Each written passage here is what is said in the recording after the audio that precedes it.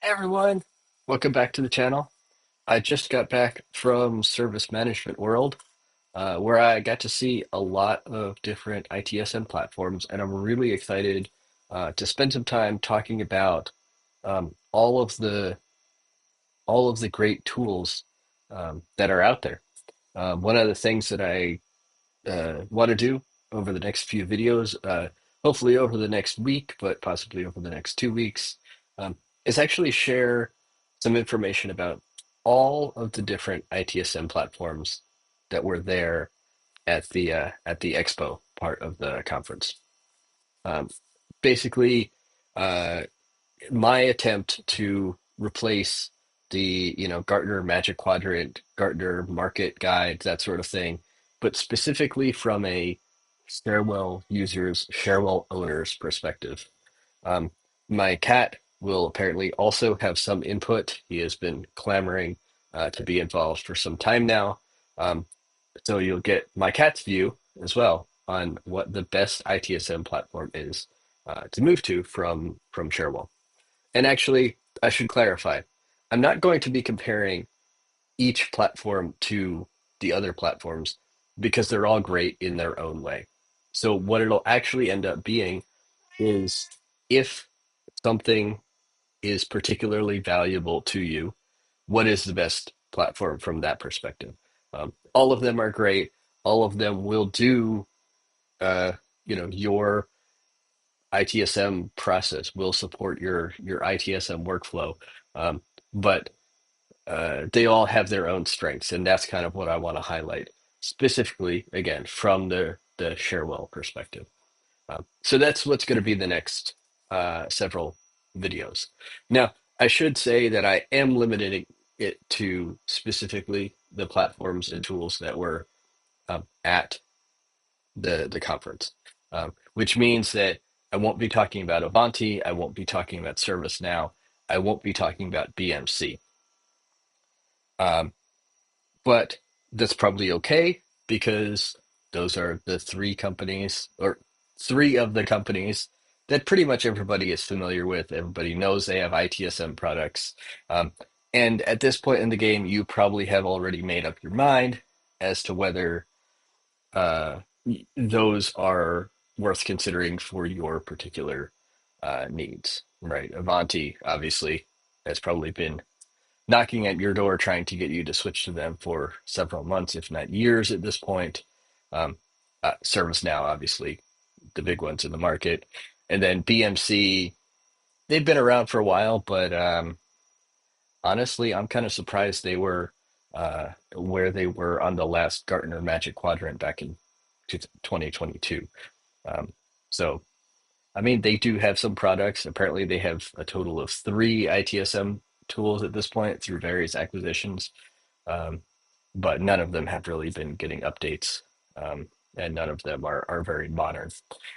So I think what I saw at the conference really represents the latest and greatest in ITSM tools. Um, there were lots of really interesting uh, companies there, and I think you'll really enjoy seeing what I have to say uh, in the videos. Basically, the way this will take shape is there will be videos where I go through um, one at a time, one video per platform, and I'll show something that I have found that's interesting in the platform that I think is worth showing from a visual perspective. Um, and I'll also kind of give an overview into the score that I gave it in the report that I'm writing up. So, kind of in the spirit of how Gartner does things as well, there will be a report available. And actually, there will be a link in the description of this video, not to actually get the report because I'm not done writing it yet, but to get on the list where when the report is done, I'll send it to you.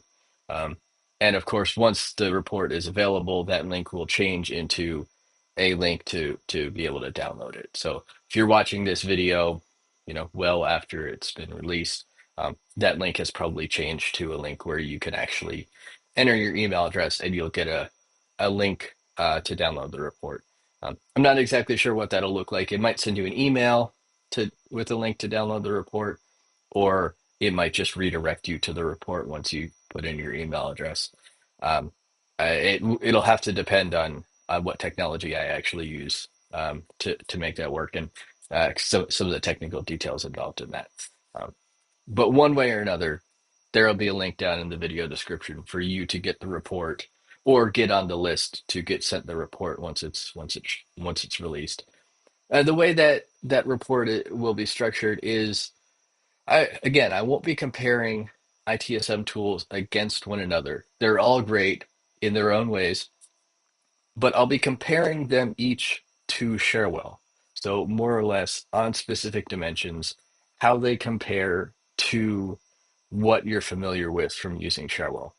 And I'll be comparing them specifically on dimensions that Cherwell really shine. So I'm not going to highlight things that Cherwell didn't have, like AI, right? Cherwell did try some things in AI, but Cherwell never really adopted, even some of the AI that was current, that was innovative, back in 2015 or whatever. Certainly nothing in generative AI. So I'm not even going to talk about that, right? At this point, many of the ITSM tools are including generative AI because that's something that, you kind of have to check the box because that is something that people are looking for. Um, However, I might mention it in passing, tangentially, if they have an innovative approach to a particular feature and it happens to be leveraging AI in general or generative AI specifically.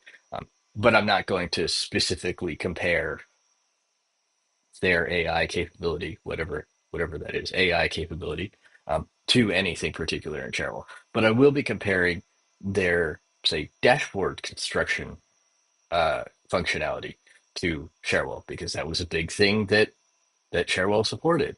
Um, I'll be comparing their automation capability, their ability to for you to author new automations, ideally in a visual workflow style, um, because the one-step designer is a huge component of Cherwell.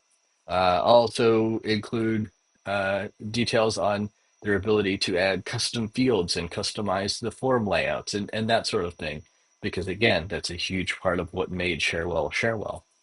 Um, and again, that won't be in such a way that you could say compare the score that one tool gets against another tool,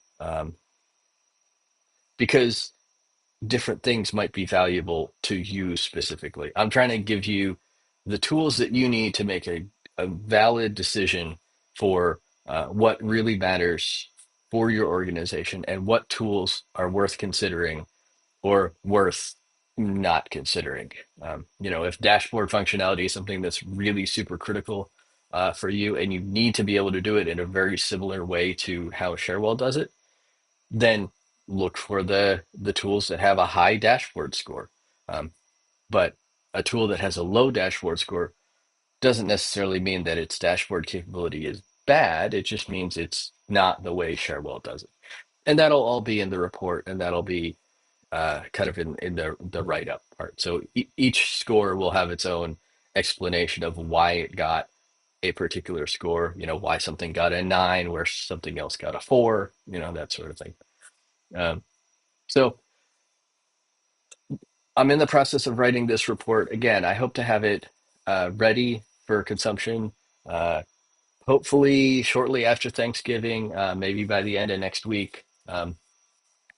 It will involve some effort on my part to actually try out all of these platforms, and I'm going to do that with their whatever trial they have available. So I fully understand that that might mean I don't get access to some features, but I'll note that in the report. The idea behind using the trial specifically is we all have a shortened time frame between now and when we all have to be moved off of Cherwell. Um, so being able to get spun up on an application super quick, being able to configure it the way we need it to be super quickly is critical. And if I can do a lot of what I'm looking to do through the trial and get spun up on it really quickly, I think that's a key portion of what makes a product and a platform that much more compelling of an option. So hopefully you agree with the methodology. Um, and if you don't, you're more than welcome to reach out to me and ask questions. If you see something in the report that you want more information about, I can certainly, spend some time with you and talk through it. Um, but keep an eye out for that report. If you're not subscribed to the channel, definitely subscribe to the channel because obviously I'll be posting all those videos here. Each of those videos will also have a link to the same forum to either get on the list to receive the report when it's released, or download the report depending on if the report's been released already. Um, and I will say I'm not necessarily going to wait to release the report until after all of the videos have been released, though I will have to do the evaluations before I can release the report. So my expectation is that somewhere about halfway through the videos is when the report will actually get released. But the same link will be on all of the videos, and all of the videos will also have a link to a playlist of all the videos in some order. Um, but I should also mention that the order in which I release the videos won't necessarily correspond to anything in particular. It won't be alphabetical. It won't represent my particular preference on which tool is better than any other one, because I'm also evaluating tools based on some other, uh, we'll just call them constraints. Um, that I'm dealing with. Some trials are easier to get to. Some systems are being prioritized for integration with some of the other things that we're working on sooner rather than later, which means I can quickly run through the evaluation of those tools before I run through the evaluation of others. There's just a lot going on. So the videos will get released in the order that they get released. Has absolutely no bearing on how they're being scored in the report. Um, it's just that's the order that they'll get released. The playlist might order them differently. We'll have to see. They might get ordered by the order that they are in the report. That might make sense. That reordering might also happen later down the line. So all that to say, don't um, don't think too hard about what order the videos get released. That's really all I'm trying to say. Again, if you have any questions, leave a comment down below. Reach out to me. Um, Yeah, and I hope you'll stick with me for that report. I hope you're as excited about it as I am. I think this is something that's really needed in the community, right? With the Magic Quadrant being changed to, the Magic Quadrant has gone away. The what is it? The ITSM Market Guide is the new thing, but that also doesn't take a Cherwell centric approach. Um, so. I'm hoping you all will really appreciate what I'm doing here. And your feedback is also greatly appreciated. If you have any questions, suggestions, let me know. I'll see you in the next video. Actually, the next video will probably have a pretty cool demo in it of some of the stuff that we're doing. And with that, I should also mention the same thing that I mentioned in all the videos. If you aren't registered for the Cherwell users group, sorry, the Cortex users group, every Tuesday at 10 a.m. Pacific, we host the Cortex users group. At that meeting, you can see a demo of Cortex. You can ask questions. You can see some of the stuff that we're working on in the future, and you can see why we're investigating partnering and integrating with all of these different ITSM platforms. We've got a lot of really exciting stuff going on.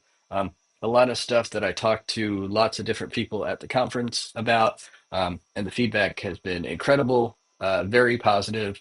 I'm really excited. I'm glad that I went to Service Management World. First time I went to this conference, and it was absolutely phenomenal.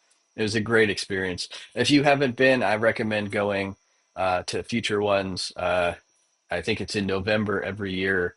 Next year, it's going to be in November in one of the Disney Hotel and Conference Center places. smworld.com. That's where you can find out more about that. Um, and yeah, Thanks for watching, and I will see you very, very soon with lots of great content. Thank you.